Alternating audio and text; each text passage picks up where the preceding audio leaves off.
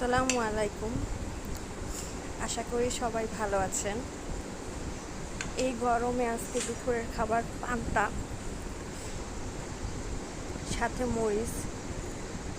এই গরমে পান্তার চেয়ে বেস্ট খাবার কিছু হতেই পারে না।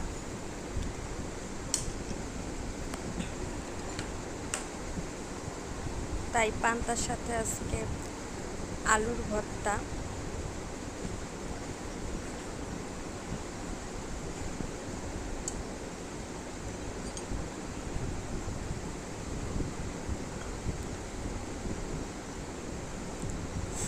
এবং কচু শাক।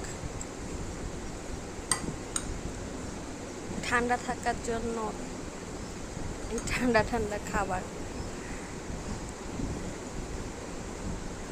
সবাই ভালো থাকবেন। আসসালামু আলাইকুম।